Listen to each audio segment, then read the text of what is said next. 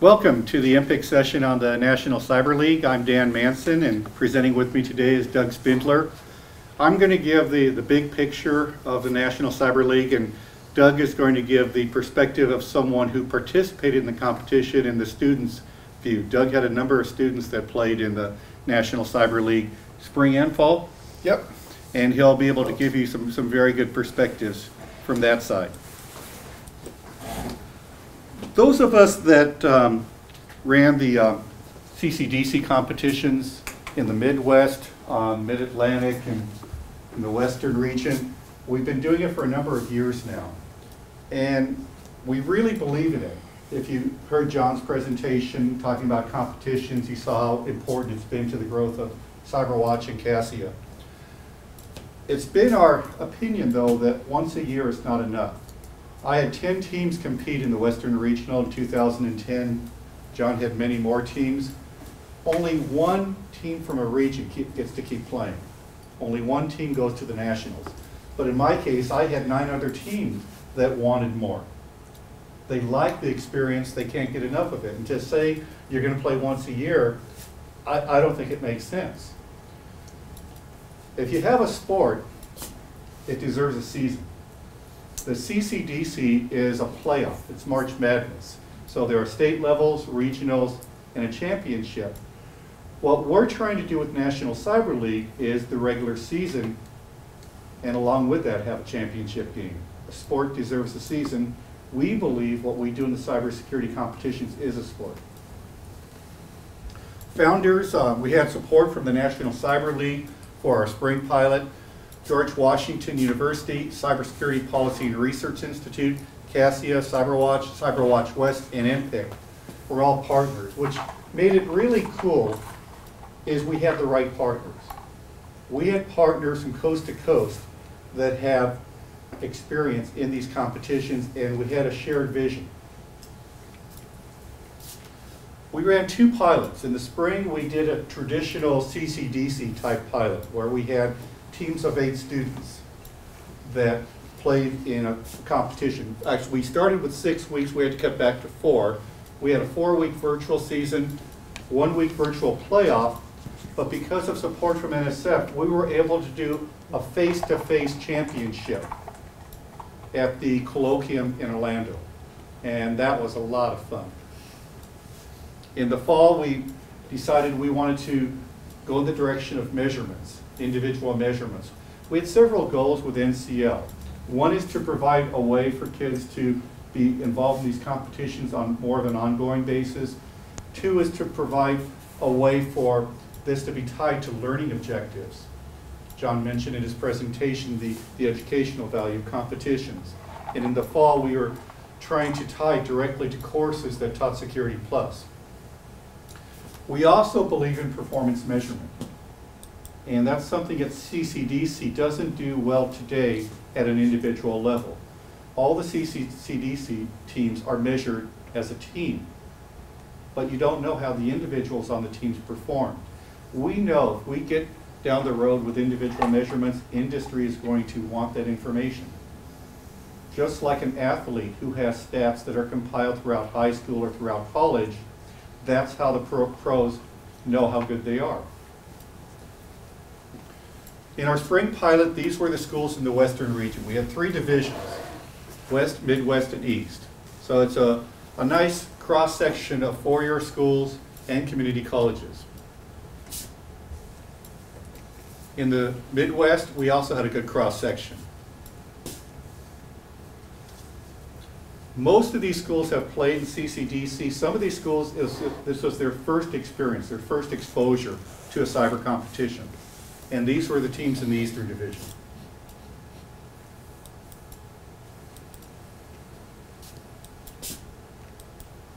It was really cool to see the rivalries develop, because some of these schools already had existing rivalries through CCDC, but this gave them a chance to develop more of a national rivalry.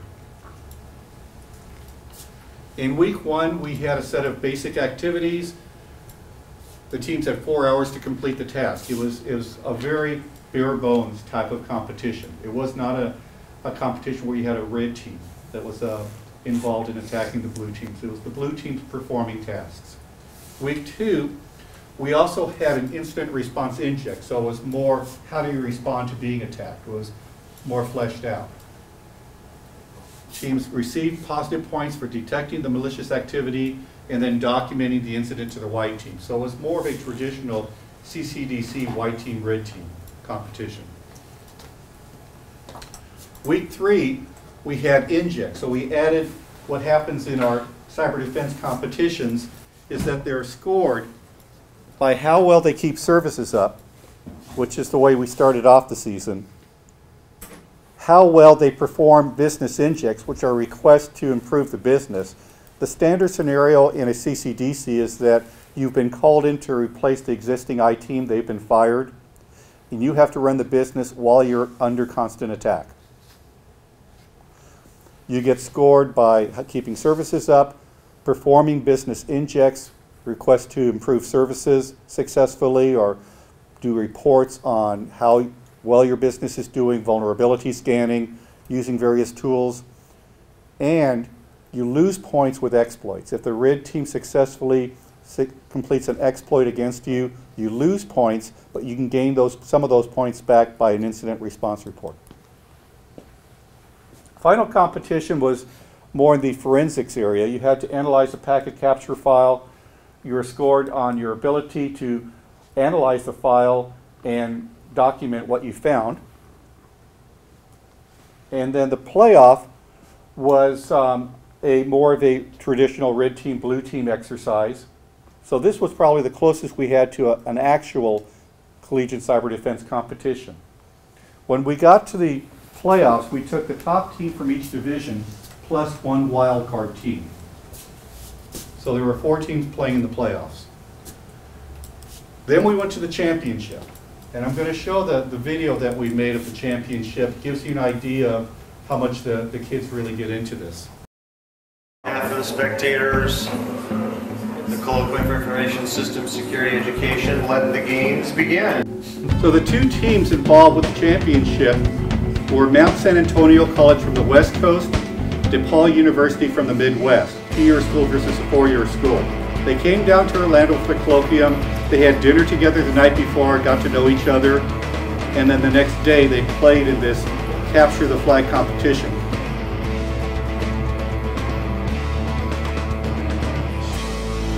We're 40 minutes into the competition. What have you noticed so far? We haven't seen a lot of offensive stuff going on. There have been a lot of scanning, a lot of attack traffic, but no phone homes and no flags captured yet. You have a game plan? We do. What's your plan? To win. Good defense with some taking advantage of some exploits that we identified earlier on in the practice sessions. So hopefully they don't know about them, and we can take advantage of them.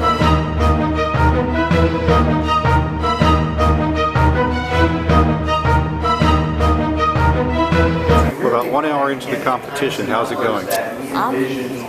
Not so good, but we're working on it. The other team seems to have taken their systems offline to harden, so red team doesn't have much to do yet, so we'll see how it goes. One of the teams is actually managing their layer 3 connections very well. They're owning their terrain. They own their space that they're working in. The mistakes that we see are people are overextending their tools, or their overuse of automation. These were the folks from ICT Partners who are running the Capture the Flag. What do you think you did well, not so well? Were there any surprises? We didn't know what to expect coming into the NCL. This is the captain for the Mount SAC team. We wanted to have a balanced team. I was surprised we weren't able to exploit the boxes. So what he's saying is that Mount SAC played excellent defense. Yeah, guys.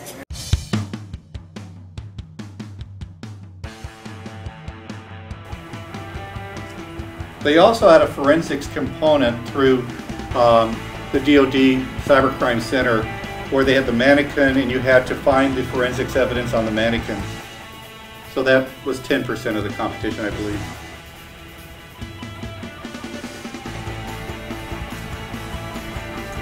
It was a pretty cool final.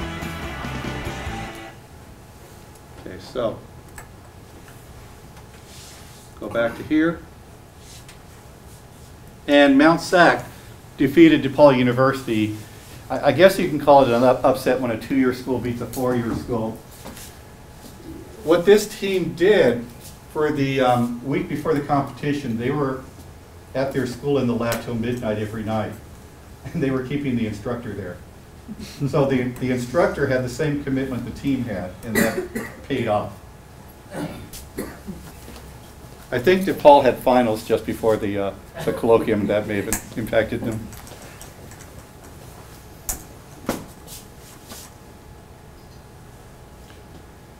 So we had some recommendations coming out of it. We did a pretty good job of assessment. We had John Sainer develop instruments for getting feedback from the competitors on a weekly basis. So these were some of the overall recommendations from the spring pilot.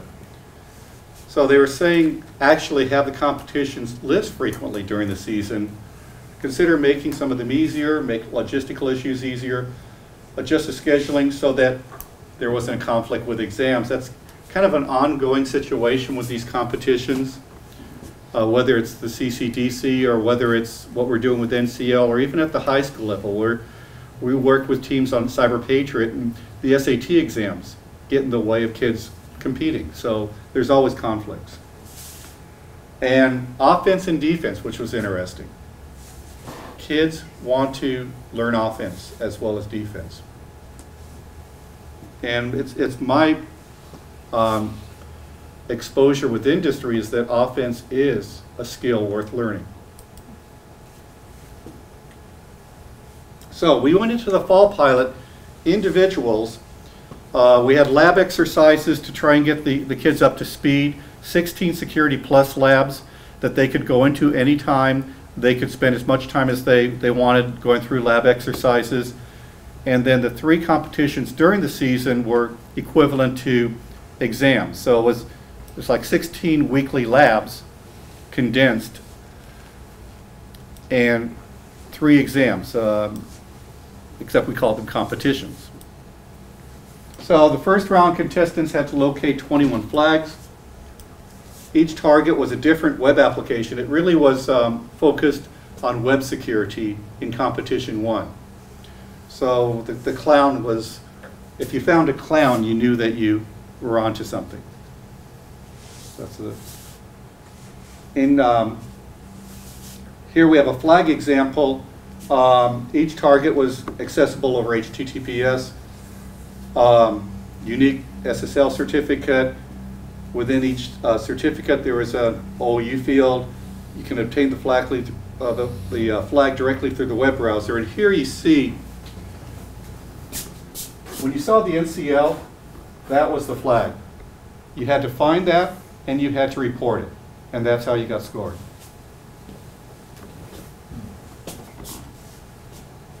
The second round, we had more flags. We expanded the knowledge that you had to demonstrate. Windows security, Linux authentication, Apache logs, network data captured. What we did in competition 2 that was much better is that with competition 1, they had no time to get used to the environment. So we just threw them into it for the competition. They weren't very happy with that because a lot of them struggled to understand the environment before they could even try and get the flags. So for competitions 2 and 3, we gave them practice time in the environment. Basically for the week before the event, we said you can go in and get used to it. That seemed to make a big difference. Is that true? Yeah, but my students didn't do it. Well, I'll tell you what, he's given the overview, I'll give you the real world. What it was like to be in the pits. With so it's really interesting from my perspective because I wasn't participating in the competition. I was trying to help manage the competition, but I was getting plenty of feedback from students that I knew and faculty that I knew, and I made new friends, students and faculty that weren't hesitant to tell me what was going on and tell me some that was good, but much more that they were having problems with. And Doug and I had some really good conversations during the competitions in terms of what the kids are trying to do, what they're having trouble doing. The first competition one, I don't know how else to say it, that it was a mess. It was really tough for kids to get used to competition one. And so let me jump yeah. in here. Our students, we were all set up, we prepared, we were 2 hours early, we were all ready to go. And we got the login, and there was, these are technical issues, but we got the emails came and they were in different, you had the URL in one and the login ID in another. And so we got thrown into this virtual world. So for the first, I think it was hour and a half, we're running around trying to find out where the actual competition is. So you're like the phone company, right? If the phone company, if everything's working, nobody would bother him. But he was getting bombarded, and you know, it all worked out by the third time, or the third go round. But so I really appreciate those who stuck with it. Yeah, who had all that frustration and allowed us to make it better. And you did. I will say it was fantastic by the third round. But let me let you continue. Okay, so this was an example of a flag in competition 2. Your site was owned. The applesauce flag was actually, I think, the big point flag. There were flags that were worth different numbers of points, and this was a very difficult flag. We didn't get that one. So it says this requires the player to perform data carving on the network traffic to extract the image. The TCP extract utility does a great job of extracting files from a network stream or libcap file. We didn't say much about the tools to use, though. And right. that might be something worth talking about, because I think some of the students who played in this wanted to know exactly what tools do I use to play with. And we were pretty generic about that. We're basically saying any open source tool, the same way that CCDC competitions are run. As long as it's something that everybody has access to, you can use it. Competition 3, I think it started to get pretty good. We had a cryptography related challenge, simple cryptography systems to complex steganography puzzles. There was a buzz, I think, at this point. One of the smart things we did is we ran an IRC channel during the competition. And we monitored it. iSight partners who ran the Capture the Flag competitions in the Amazon EC2 cloud monitored it. And so anyone who was posting in it, either other competitors could jump in and respond, or we could respond. And the IRC channel got pretty lively during the competitions. And some people got kicked out. We also had, maybe I should go ahead and show this now. We also had an auditorium where we could bring competitors and faculty in for debriefing. And we started it off not wanting students in there, wanting just the faculty in there for debriefing, and at the end of the competition we had students in there. But this was an interesting environment. It was a VIA Live. It was kind of a virtual world environment where you could go in and be an avatar, and then you could talk, you could listen, you could see presentations. So this is a snippet of the auditorium that we used to debrief after the competition. So we had 3 screens here that we could use. This one we had up on the web page. This one we had up with a PDF. And this one we could actually use to bring up the scoring that was going during the competition. Someone who was at the podium could kind of control everything, could mute the room if they wanted to.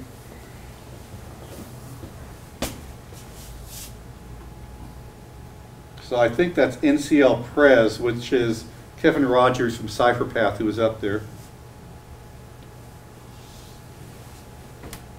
Oh, this is us. You can see yourself. Yeah. Before we got kicked out. One of the 2 times. I think CypherPath really believes the potential of this environment. Let me pause it for a second here.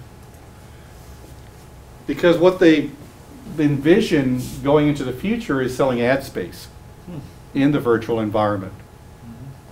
And at the end, when we did our championship debriefing, we had some of the supporters come up and talk about their products, talk about what they do. So I do think this is an environment we're going to try and use in the future.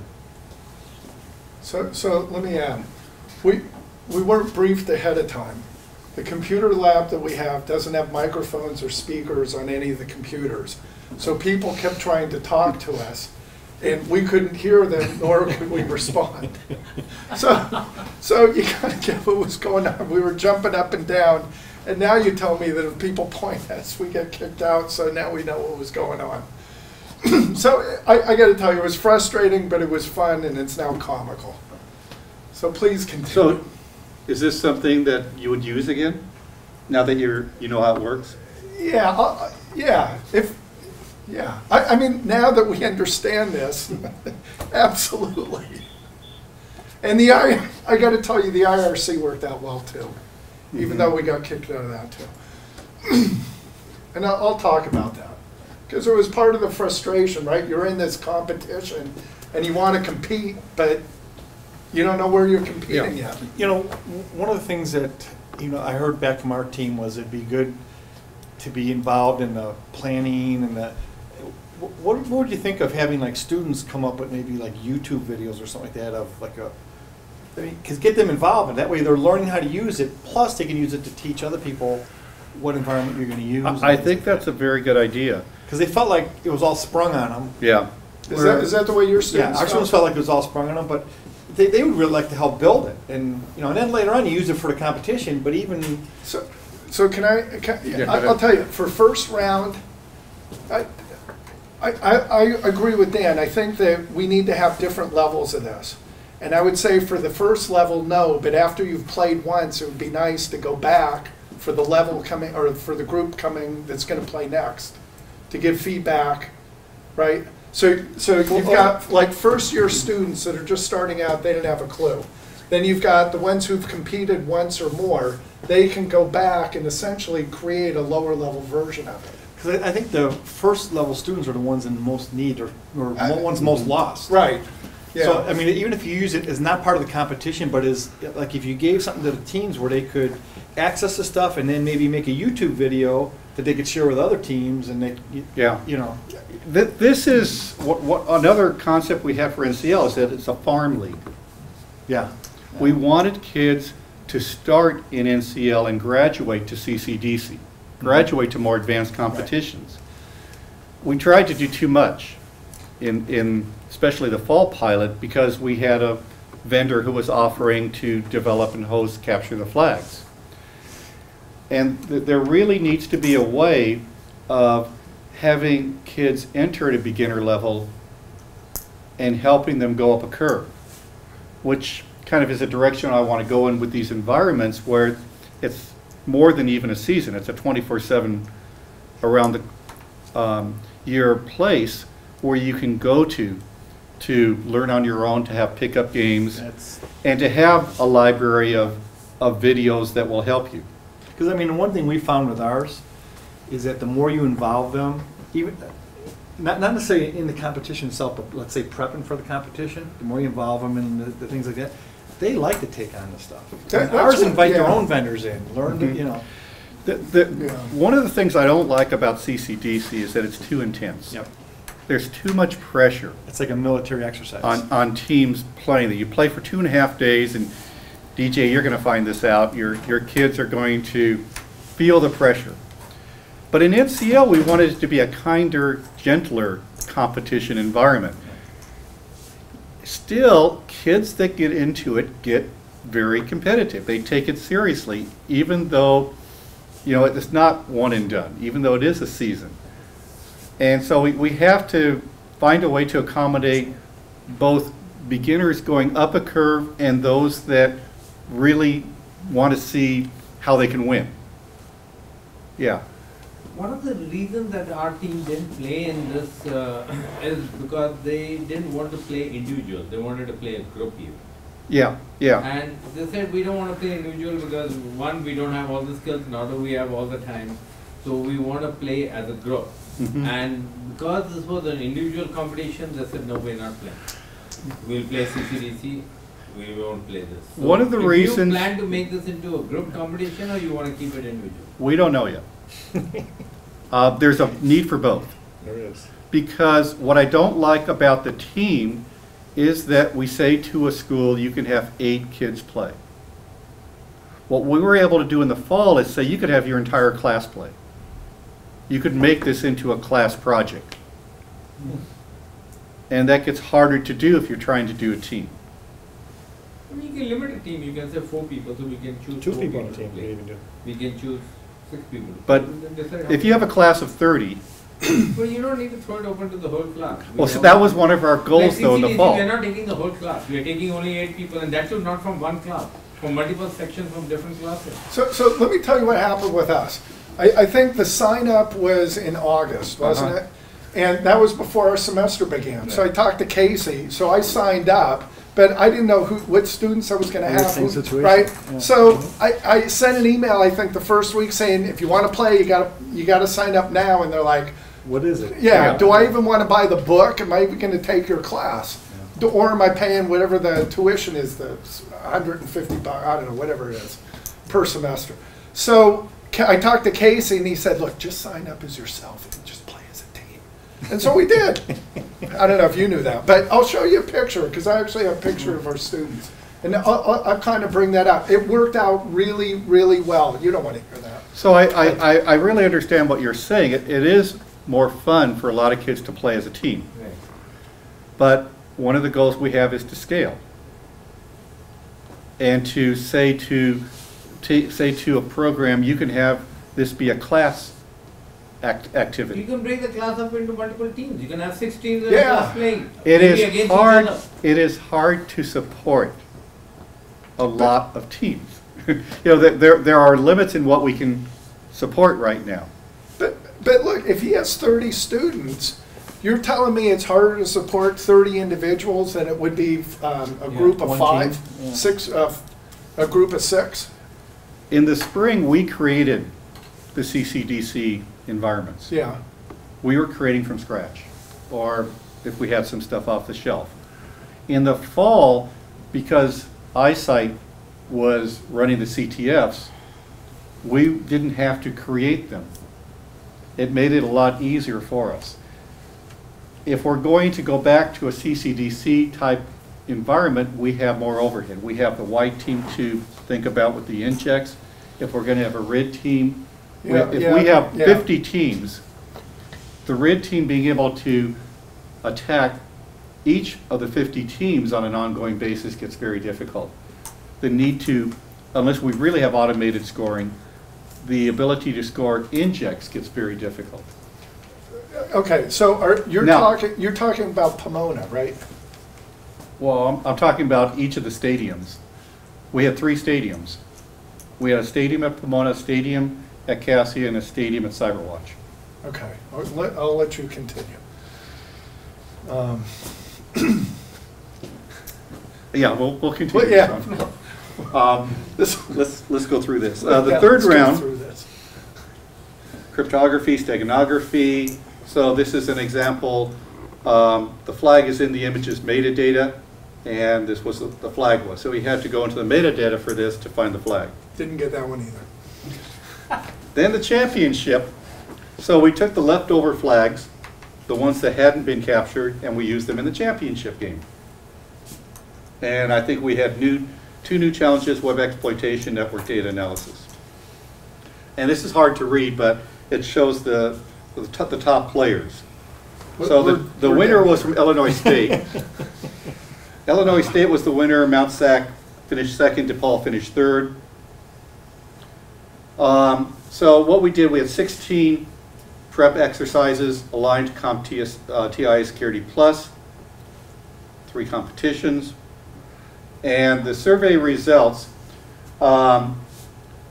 biggest reason for not competing, lack of time, 12% lost interest, 20% too complicated, 18% prefer team events. This was interesting to me. Most thought they were ready for such a competition. I didn't expect people to feel that way. It's all relative, right? Mm-hmm. And I'll tell you, my comment is the Security Plus would not prepare you for this type of competition.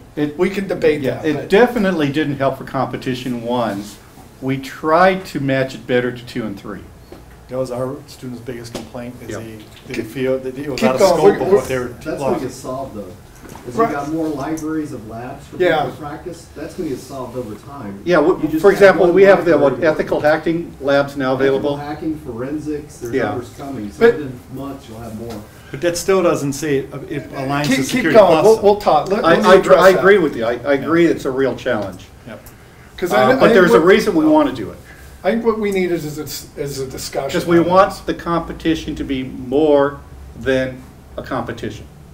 We want it to be tied to what you're trying to learn. So, Dan, the bullet that I'm real interested in is Yeah. I try to support this community. Nobody wants to pay for anything.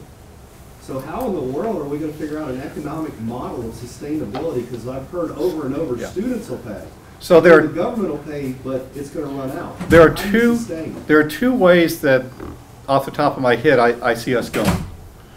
One is product placement by companies, giving companies access to players. Same thing CCD says. CCD says with its sponsors. You know, if you come in as a sponsor, you can go to the job fair and look at the resume book and hire, look for talent.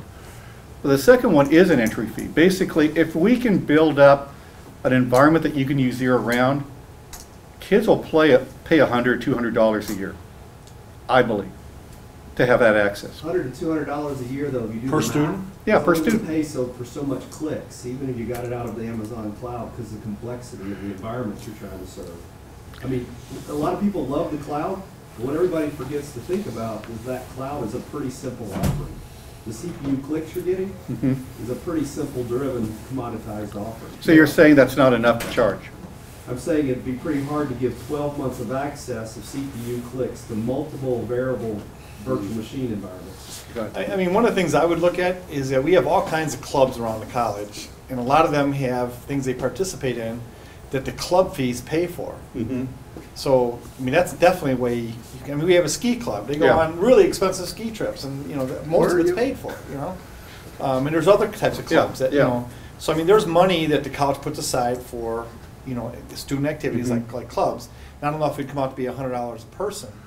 I like the club model because I really believe in the value of clubs tied to competitions. It's how we have formed our teams over the years. It's a great way on the campus, though, to let people know, like, when we place in something in our club, it's in all the papers, and, you know, just like the speech club, if Yeah. they do something, or the forensic club, you know. So let me give you the flip side. For our club, for us to get money, we have to go through 2 rounds of meetings that are 2 weeks we do apart. too. Yeah, we Yeah, have to do okay, some. forget Yeah. it. You It's, put an it's a application big in. process. But yeah. the other thing Yeah. that you've pointed out is that it's a lot harder for a 2-year school to have a robust club than a 4-year school. Absolutely. Yep, that makes sense. Yeah.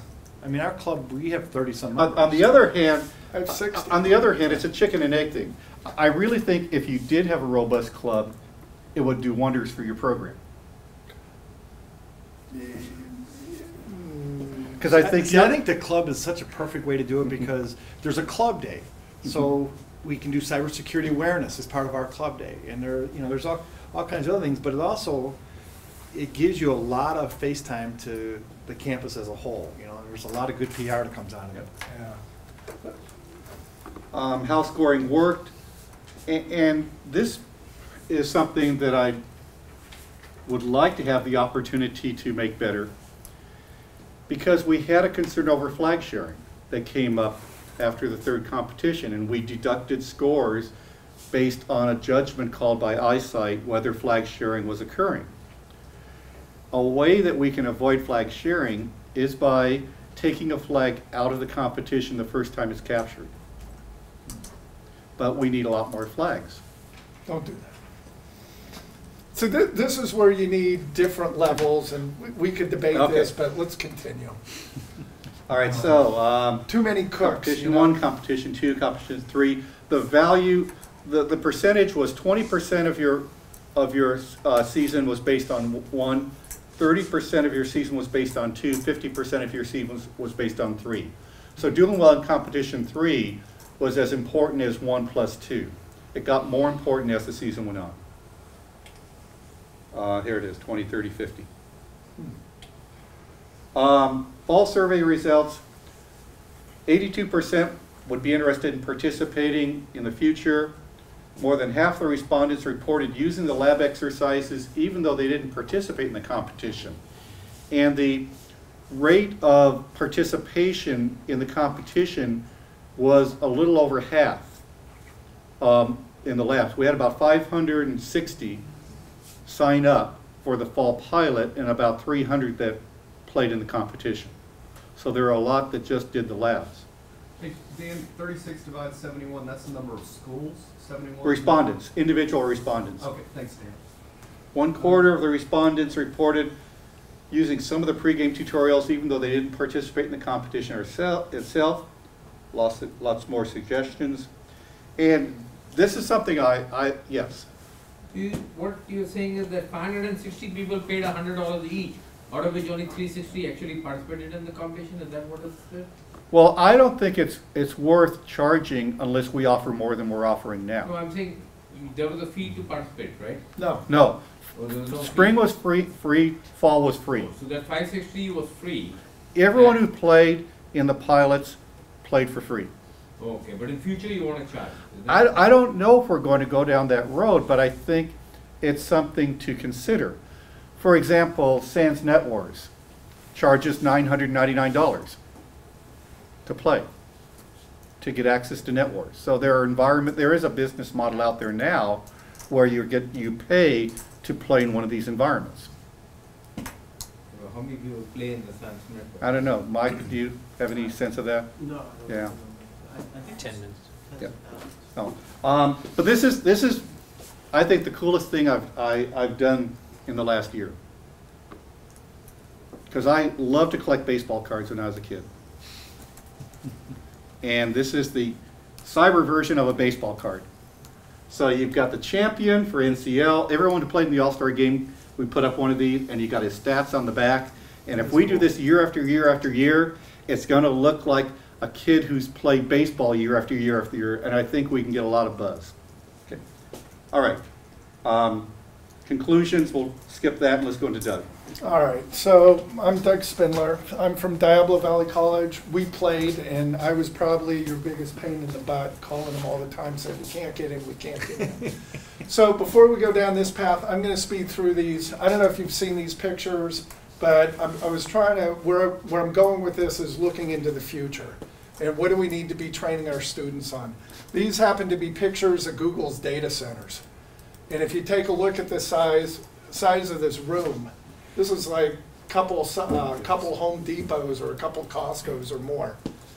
You take a look at all the servers, here you're up at 26, 27, all of these from racks are just stored with, or filled with servers or disk drives. So take a look here, you go down all these aisles, that's all you see, right? So my question is, where are the jobs going to be? But more importantly, how many people you think run these data centers? I don't see anybody. Right. And the answer is, I've talked to people, Microsoft has similar data centers. There may be 20 or 35 people that run the whole place that are techie, not including the plumbers and all that. So what this is telling me is, this is my personal opinion, I don't think there are going to be that many Microsoft jobs available. You know, network or server administrators, you're going to outsource this to the cloud, and you're going to have Microsoft, right, coming in and being your tech support guy. And right now, you can have Microsoft do that for $10 per user per month. And if you have 20 people, that's one service call to attack or 2 service calls. So I'm kind of reconsidering what we should be training our students. So my question is, what are the jobs that are going to be out there? Is IT pros? I think that's my next one. And my answer is plumbers, the guys connecting all the wires together, right? And then security professionals. So people who have Cisco, Juniper background, as well as security, because those two, I don't believe are going to go away anytime soon. You agree? Well, okay, we'll save that for the end. To an extent. So the NCL competition, ooh, this slide didn't come out too good. So let me tell you, I've been hearing about the NCL and these different cyber competitions, but I'm way out here in California. And for 3-4 years, I've been trying to connect up with Dan and team and Casey and all these other people. And they're saying, we're just about ready. We're just about ready. And it's, yeah, but I got students. We want to do it now, right? So finally the opportunity came around, and we were really jazzed up, and I really revved up my students. So let me kind of jump forward and tell you, here's the Saturday. I got students. We're all working together. What they look like. Yeah, this is our lab. And I mean, look, they're all in there, and we're all like competing. And what was really hot about this is, I don't have the women in here, but all of a sudden somebody would go, I got one, I got a flag. And it was like, yeah, let's put it in there. And so we had, even though we weren't supposed to be working as a team, we were working as a team, right? You don't want to hear that. Yes? How did you all log in with the same account multiple times, or how did it work really? Well, I see every day. We're hackers. What do you do? Everybody just tries to log in, and it worked, and so it was like, okay. So with one account, you everybody logged in? Yeah. You don't want to hear that. Don't let him hear that. I'm the commissioner. Yeah, I mean, yeah, you know, look, I knew that we had no chance at all whatsoever in winning, and if we did, you know, I'd fess up and say, look, we have to be discontinued. But the thing is, this was fun. And I got to tell you, from all the lectures that I give from 6 to 10 p.m. where students are falling asleep, nobody was asleep in this room. It was so much fun. So what I wanted to show you is Dan talks about all this, you know, the flags. And when the competition began, I didn't know what a flag was. I didn't have a clue. So there were questions that were asked, like which account did the attacker log in with? And there was a file that we downloaded here. We loaded it up in a Windows security, in the event viewer, and we started fumbling through it.